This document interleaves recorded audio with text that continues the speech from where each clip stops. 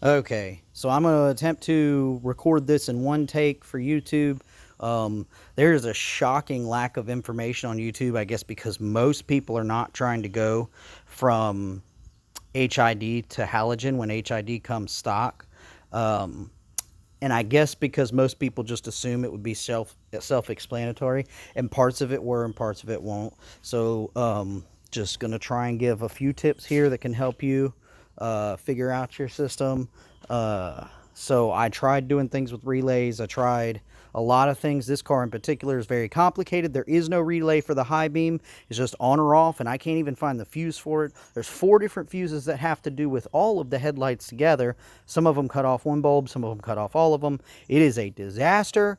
So what I've done here is, you can see I've just kind of rigged up a little light bulb here, just a halogen bulb, because I wanted to make sure that I could power the halogen properly and that it would be the right amount of, or the right amount of volts and stuff like that. It would be okay, so that I can buy an aftermarket kit or aftermarket headlights that are not HID. The reason I'd want to downgrade is because, well, there is a shocking also lack of HID aftermarket headlights. So there's some really cool ones I want, but they're not HID. They're LED, so this should power LED just the same. Halogen and LED are interchangeable. So that being said, here's what I've done. I have taken a few connectors here. I'll show you which kind of connector.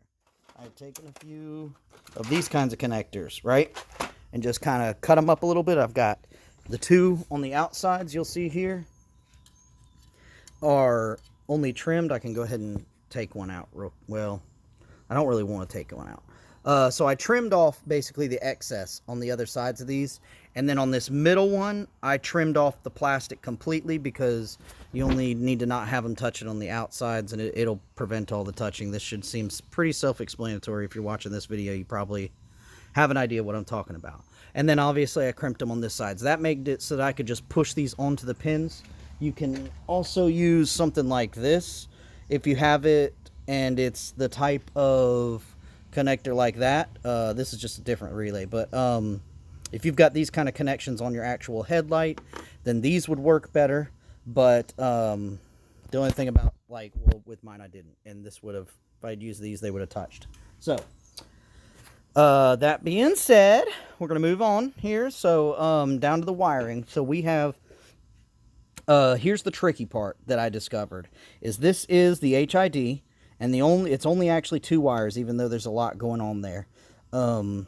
This needs just power. If you do ground and power out of this, then it will not switch between high beam and low beam. I'm not an electrician. I don't exactly understand why. I'm sure if I thought really hard about it, it would make sense in my head. So right here, we're going to do, this is the high beam, which is just a halogen, and we're doing ground and power. Now, obviously, I used my test light to figure out which one was high beam. The brighter one is the high beam. You just figure out your ground by touching it to the battery. You just use a different combination of them touching batteries, or these when the headlights are on, to figure out which is ground, which is high, and which is low. But you'll essentially have, for me, it's ground, high in the middle, and low on the right. And yours will probably be different depending on your bulbs. So yeah, the biggest thing is low beam, no ground. High beam, ground and power. And if your system is anything like mine, or specifically I have an 07 300 SRT8, and you should be able to convert down.